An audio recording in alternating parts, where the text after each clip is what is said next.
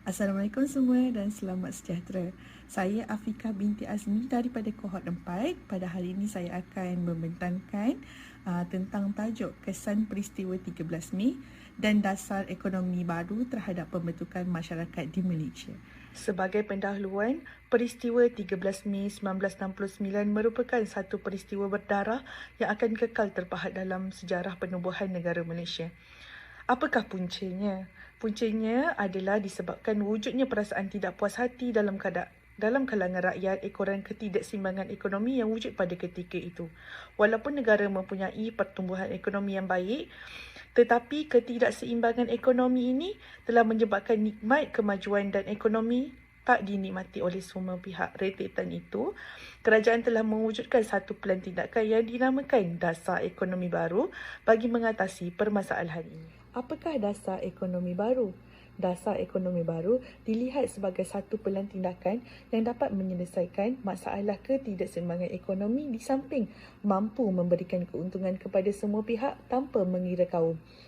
Dasar ekonomi baru juga akan menstrukturkan semula ekonomi masyarakat tanpa mengira kaum kerana kerajaan telah mengenal pasti salah satu punca utama yang menyumbang kepada peristiwa 13 Mei adalah kerana wujudnya ketidakpuasan hati antara kaum disebabkan ekonomi.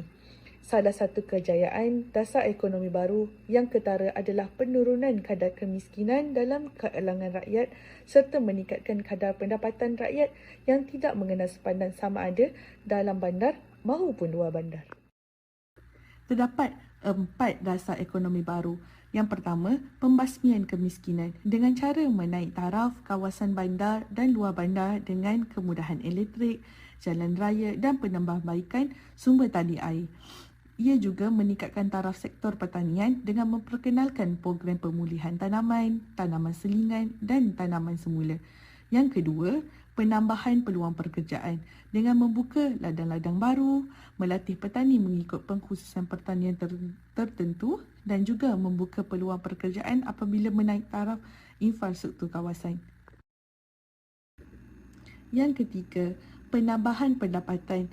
Peluang pekerjaan yang lebih banyak telah menyebabkan pendapatan penduduk juga bertambah. Jumlah modal saham syarikat Malaysia turut mengalami peningkatan dan modal saham kini lebih banyak dimiliki oleh rakyat tempatan berbanding warga asing. Dan yang terakhir, penyertaan semua kaum dalam sektor ekonomi dengan cara mewujudkan program latihan yang boleh menambah bilangan tenaga mahir dan ikhtisas. Mereka juga mewujudkan program latihan bagi memajukan masyarakat dari sudut perdagangan dan juga perindustrian dan melahirkan bakal usahawan melalui kursus yang ditawarkan oleh MARA dan Pernas. Sebagai kesimpulan, dasar ekonomi baru bukan hanya mampu meningkatkan ekonomi negara tetapi dapat memberi manfaat secara sama rata kepada semua penduduk tanpa mengira kaum.